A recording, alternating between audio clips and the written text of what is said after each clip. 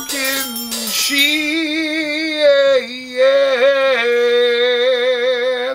Hey, good evening, everyone. Guess what? We have changed locations. Our studios for the Black Man with Hand production compound has been moved to Carson, California, and this is our new studio, and this will be our first official show here at our new location. And look who we got in the house. None other than our community correspondent and friend, Robert D. is here with us this evening. Hi, Robert. Hi, what's up? What's going on? Robert is cool. Robert has helped us with some of our set changes, and some of the props that we have in the background are definitely, of course, you know, New York City, but our Manhattan Island, rather. But Robert, tell us a little bit about SQE and what that poster is all about behind you. So SQE is Students for Quality Education, and it's an organization that has 17 chapters within the CSU, the California State University.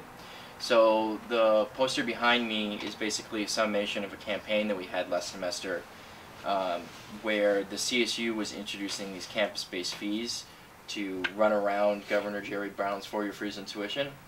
So up there you can kind of see our new president, university president, President Hagan. That motherfucker make how much money does he make? Well, he was making $208,000 at Fullerton, and then when he came to Dominguez, he got a $100,000 raise. But all we did was we switched presidents. We switched. He was at Fullerton. Our president went to Fullerton, and then he came to Dominguez. Oh, the old ropey dope. And then his second semester here, he introduces this fee. It was supposed to be $580. And there's two ways they can implement it. One is democratically, with a student vote, and the other is not democratically, with having a couple forms. Right. So we fought for a vote. He wouldn't give it to us. We were asking for research that it was going to have on the impact of low-income students. They wouldn't give it to us. How those funds have been used at other campuses where they've implemented the fee. They wouldn't give it to us. Basically, they wouldn't give us anything.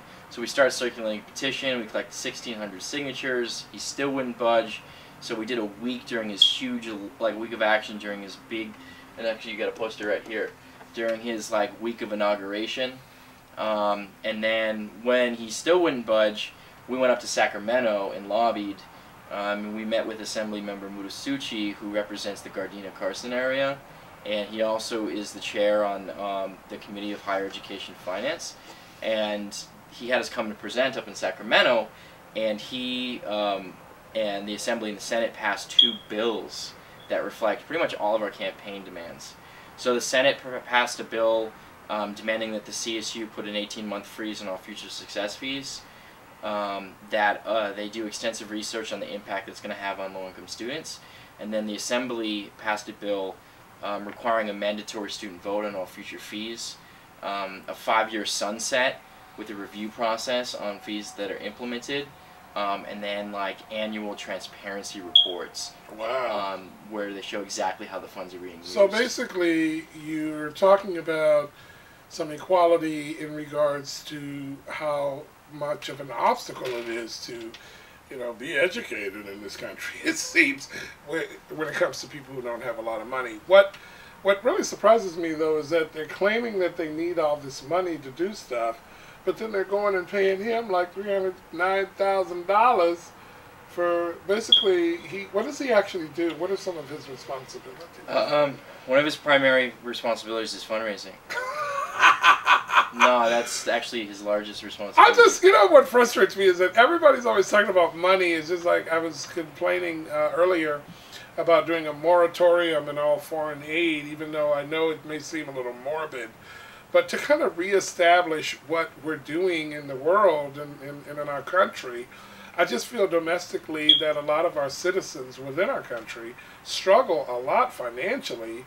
And I would just like to see some of that money kind of make it to some cities like Carson or Gardena or, Mississippi or whatever. It just seems really weird how many millions and billions and quadrillions of dollars we send everywhere, and then when someone like me or you needs help to do something as an American, we're treated kind of like,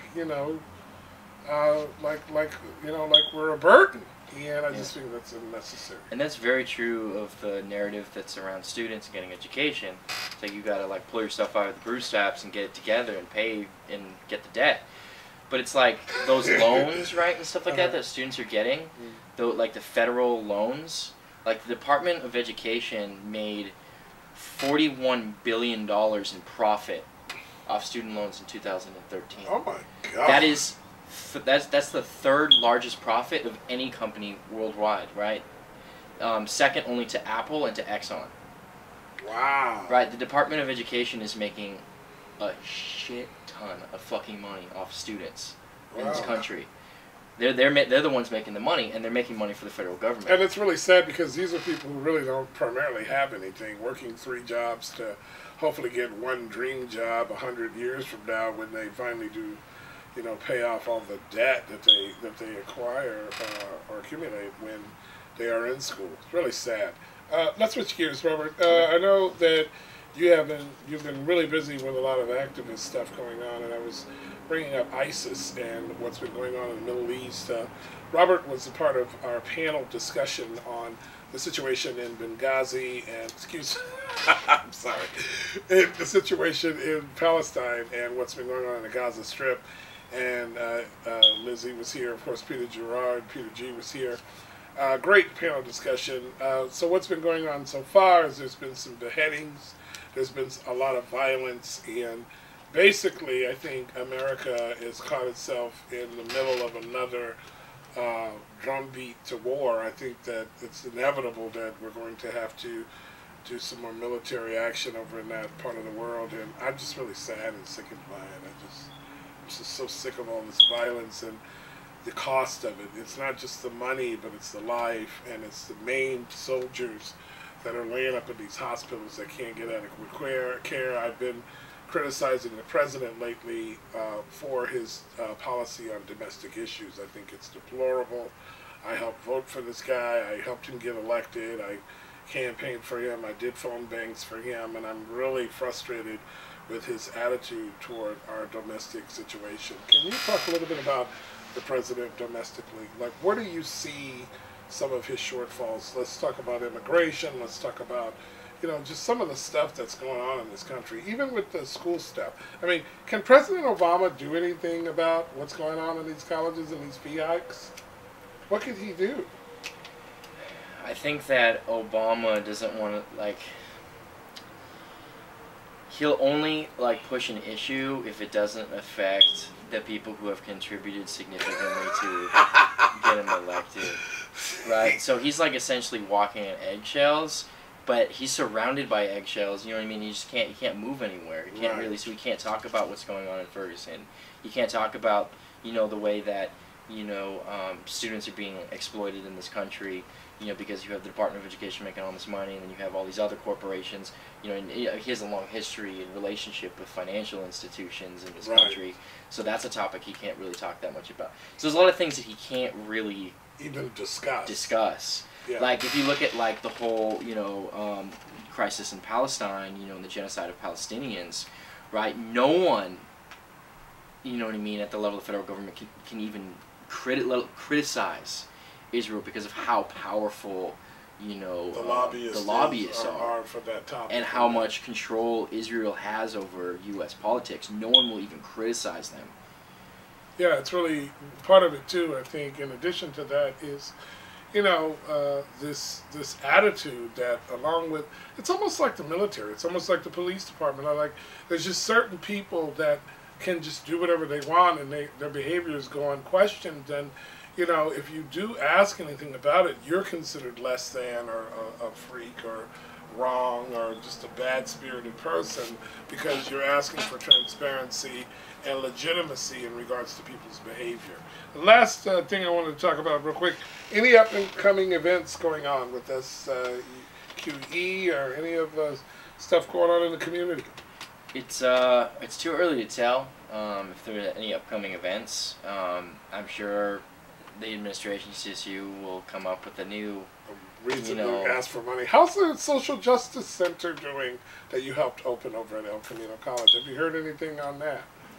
We are in the process of developing, like, a service learning type aspect of our program because Right. there's a need for that on our campus. Wow. That's kind of on hiatus right now because of some of the responsibilities that people involved in the program have right now. But Right. that is something we're considering. Right. And as an individual, I'm kind of like doing some work around service learning in general. Like I'm going to be doing some research with the chair of the Labor Studies Department this semester on evaluating a service learning program that she has on Dominguez Hills. And then also within SQE, we're also working with a couple of classes that have to do service learning. Wow. So we're going to be developing like a 15-hour like program for them, including training and then developing an action and implementing it. Robert's pretty busy, and so are we here at Talking Shit. We're going to have a lot more stuff going on in the near future. That's all the time we have now for Talking Shit. Join us next time. Oh, look who's here! Somebody's making a special appearance. Mr. Shit Talker, how are you? Thank you very much. We'll see you next time on Talking Shit. Leave him alone, Robert.